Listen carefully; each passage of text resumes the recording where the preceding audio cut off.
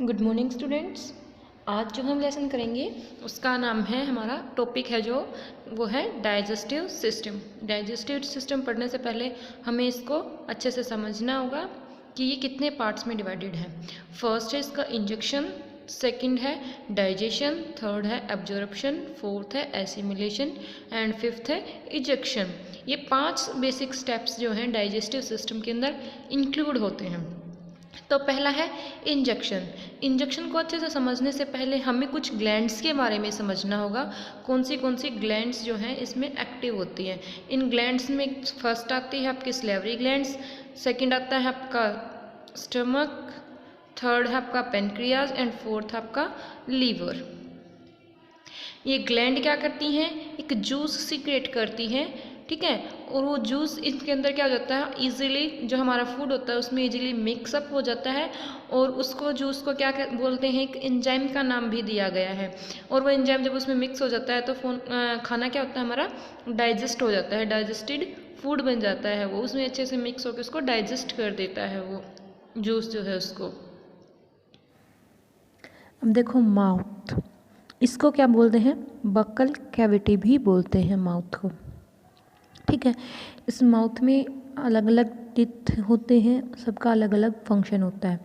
और इस माउथ में एक टंग भी होती है जो क्या करती है, mixing in the this saliva with food, जो क्या करती है, फूड के मिक्सिंग में हेल्प करती है, ठीक है। इंजेक्शन हमने कर लिया, माउथ से हम इंजेक्शन कर रहे हैं। उसके बाद सलाइवरी ग्लैंड्स जो है वो प्रोड्यूस करेंगी सलाइवा को, जो कि इसमें डाइजेशन की प्रोसेस के अंदर आ जाता है। सेकंड स्टेप बोला था डाइजेशन। तो इसमें एक सलाइवा निकलता है जो लिक्विड होता है, पानी जैसा होता है।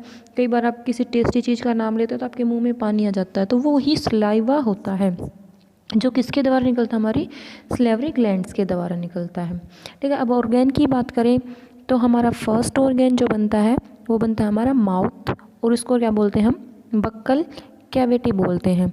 और इसके अंदर जो ग्लैंड प्रेजेंट होती है वो कौन सी ग्लैंड प्रेजेंट होती है, सलेवरी ग्लैंड प्रेजेंट होती है इसमें। और सलेवरी ग्लैंड्स जो है वो क्या सीक्रेट करती है, एक जूस या एक एंजाइम सीक्रेट करती है जिसका नाम होता है सलेवरी एंजाइम्स, ठीक है। अब इसका फंक्शन क्या होता है, कन्वर्ट स्टार्च इनटू शुगर। ये स्टार्च को शुगर में कन्वर्ट कर देती है, तभी जब हम खाना खाते हैं ना तो कुछ टाइम बाद हमें मीठा फील होना शुरू हो जाता है। फिर आता है माउथ। माउथ के बाद ये किस में जाता है, फूड पाइप में जाता है, जिसको हम क्या बोलते हैं, ओसोफेगस भी बोलते हैं, फूड पाइप भी बोलते हैं।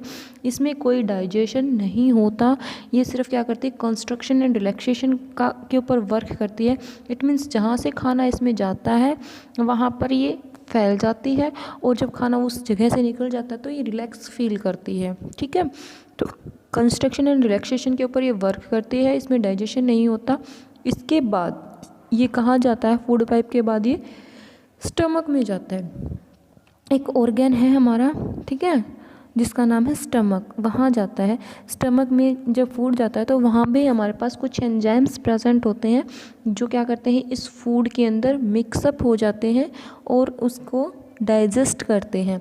तो कौन से एंजाइम इसमें प्रेजेंट होते हैं, इसमें एंजाइम जो प्रेजेंट होते हैं वो गैस्ट्रिक जूस प्रेजेंट होता है। गैस्ट्रिक जूस में 3 टाइप के एंजाइम्स आते हैं, एक आता है हाइड्रोक्लोरिक एसिड, दूसरा enzyme pepsin and third is mucus. ये 3 एंजाइम इसमें प्रेजेंट होते हैं और इन तीनों का अलग अलग फंक्शन जो है होता है। हाइड्रोक्लोरिक का अलग फंक्शन होता है, एंजाइम पेप्सिन का अलग होता है एंड म्यूकस का अलग फंक्शन होता है। म्यूकस तो मेनली प्रोटेक्ट करता है हमारे स्टमक को, क्योंकि HCl प्रेजेंट है ना, तो काफ़ी हार्मफुल होता है। HCl जो है तो हमारे अंदर कुछ ऐसी प्रॉब्लम क्रिएट ना हो, तो म्यूकस जो है वो इसकी वॉल्स के पास पाया जाता है स्टमक की, जो इसको प्रोटेक्ट करता है, ठीक है। Function of enzyme pepsin. Pepsin का क्या एंजाइम होता है, डाइजेस्ट प्रोटीन, प्रोटीन को डाइजेस्ट करता है। The enzyme pepsin being the digestion of proteins present in food to form smaller molecules. जो डाइजेशन प्रोटीन इसमें प्रेजेंट है ना, उसको स्मॉलर मोलिक्यूल्स में ब्रेक डाउन कर देता है।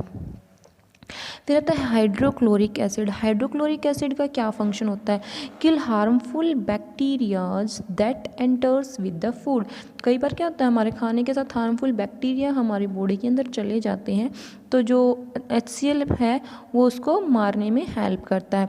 Make the medium alkaline for the action of pepsin, और उस मीडियम को कैसा बना देता है, एल्केलाइन बना देता है।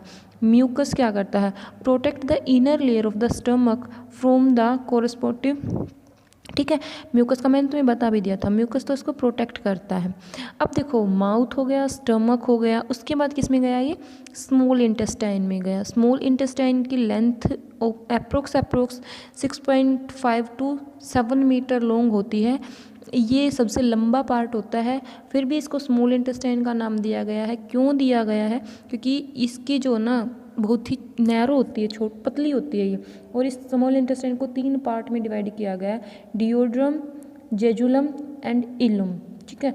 इलम की 2.4 मीटर लॉन्ग होती है और इसके अंदर फिंगर लाइक प्रोजेक्शन पाया जाता है, जो जहाँ पर क्या होता है, फूड का एब्जॉर्प्शन होता है। स्मॉल इंटेस्टाइन के अंदर ही फूड का जो है एब्जॉर्प्शन होता है। विली आपने पढ़ा था जब मैंने लाइव क्लास में करवाया था, contains figure like projection called villi, और ये अपने सरफेस एरिया को बढ़ा सकती हैं, घटा सकती हैं, ठीक है। हमारे जो स्मॉल इंटेस्टाइन होती है ना, उसमें बहुत सारे hundreds of finger like structure होते हैं जिनको हम विली बोलते हैं। और वो विली जो है किससे बनी होती हैं, ब्लड कैपिलरीज के द्वारा बनी हुई होती हैं, और जो हमारा फूड था वो उन विलीज के द्वारा ब्लड के अंदर मिक्सअप हो जाता है और हमारी पूरी बॉडी के अंदर सर्कुलेट हो जाता है, और हमारी बॉडी को जहाँ भी एनर्जी की ज़रूरत होती है तो वो फूड वहाँ जाकर उसको एनर्जी प्रोवाइड कर देता है। और उसके बाद भी अगर कुछ खाना बच जाता है तो वो कहाँ चला जाता है, वो हमारे लीवर के अंदर स्टोर हो जाता है। जब भी उस खाना मतलब हमारी बॉडी को एक्स्ट्रा एनर्जी की ज़रूरत पड़ती है तो वो लीवर उस खाने को हमारी बॉडी को पहुंचा देता है। और जो लीवर में खाना स्टोर होता है वो ग्लूकोज की फॉर्म में स्टोर होता है, ठीक है, लीवर एज ग्लाइकोजिन, एंड इसको ग्लाइकोजिन की फॉर्म में लेते हैं।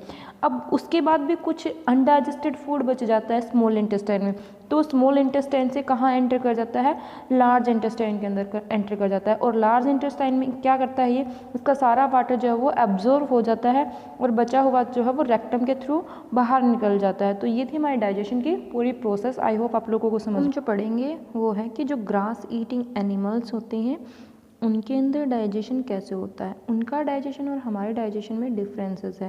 ये हम दोनों का डाइजेशन एक जैसा नहीं होता। इसका जो डाइजेशन सिस्टम होता है उसके अंदर 4 चैम्बर होते हैं, ठीक है। पहला है र्यूनम, दूसरा है रेक्टिकुलम, थर्ड है ओजम एंड फोर्थ है एब्जोनम, ठीक है। तो पहले वो घास खाते हैं तो फर्स्ट चैम्बर में जाता है उनका खाना। फर्स्ट चैम्बर से क्या होता है, उसमें कुछ बैक्टीरिया, कुछ माइक्रो ऑर्गेनिजम्स उसके ऊपर एक्ट करते हैं, तो उसके बाद वो किस में कर जाता है, enter, then it enters into the second muscular chamber, second chamber में जाएगा। सेकंड चैम्बर में जाने के बाद क्या होगा, ये यहाँ से ये खाना सेकंड चैम्बर से वापस दोबारा इसके मुंह में आ जाएगा, ठीक है। दोबारा इसके मुंह में आएगा तो क्या करेगा, ये इसको दोबारा से एनिमल जो है इसको दोबारा से चबाएगा। This is that the cow chew when it seems, आपने कई बार गाय को चबाते हुए भी देखा होगा। Then we say the animal is chewing cuds and ruminating, उस टाइम उसको हम रुमिनेटिंग भी बोलते हैं, जुगाली भी बोलते हैं।